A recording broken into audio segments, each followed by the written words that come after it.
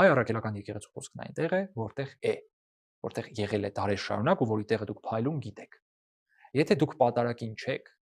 եթե դուք կարգալուծի պատարագին եք, այդ հլմի կողմ ոչ մեկ էլ կարգալուծի պատարագին չէ, ժողովուրդը massաբար այդ պատարագը մեժել է։ Ու չի գնացել, ոչ մեկ էլ չի մասնակցել։ Հիմա պատարագի մասնակցում ենք թե չենք մասնակցում։ Եթե դուք չեք գնում պատարագի, քարոզը չեք լսում, մեր քարոզներն էլ խոսում են աշխարհաբար, խոսում են շատ པարզ, շատ հասանելի, այսինքն կեղծ վկայություն չտանք եկեղեցու դեմ։ Եկեղեցին անդադար խոսում է բոլոր հարթակներով, մանավանդ այսօր։ Մենք 30-ից ավել հոգևորականներ ունենք, որտեղ ամեն օր խոսում են, կներեք, արդյոք կարիքը կա, այսօր կարիքը կա, որ մենք ունենանք 7000 հոգևորական, բայց մենք ունենք 600 հոգևորական։ Կունենանք 7000 հոգևորական, կլիներ ավելի շատ խոսքը, բայց եթե հոգևորականները քիչ են ու եթե 11 գյուղում կա ընդամենը 1 քահանա,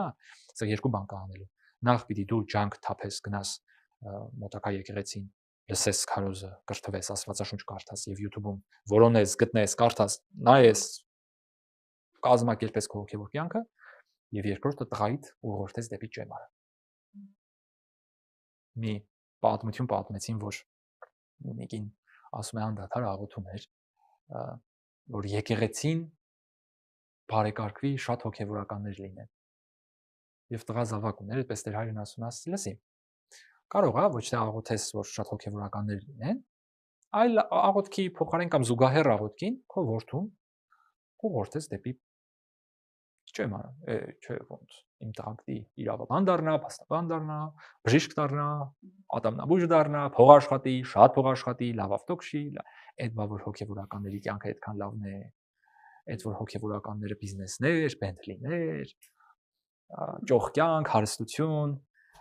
բայց ճեմարանի հերթերն ու բայց ինչի՞ չեք գնում ճեմարը սովորել, որովհետև գիտեք, որ այդպես չի։ Եվ գիտեք, որ հոգևորականը սոփշվայտ կյանքով չի ապրում, շատ ծանր կյանքով է ապրում, օրվա իր հացի խնդիրները դժվարությամբ է կարգավորում շատ հաճախ եւ շատ ծանր կրթություն է ստանում, շատ ծանր ճանապարհ է անցնում, հենց ճանապարհ անցնելուց հետո էլ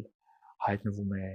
թաքնված տեսախցիկների ու այդ տեսանյութերի մոնտաժողների եւ արհեստական բանականությամբ գեներացրած կոմպրոմատների եւ ֆեյք ցայնագրությունների եւ ֆեյք իրականության մեջ եւ բախվում տիեզերական անշնորհակալության իր ծառայության համար։ Դրա համար չեք ուզում դառնալ հոգևորական։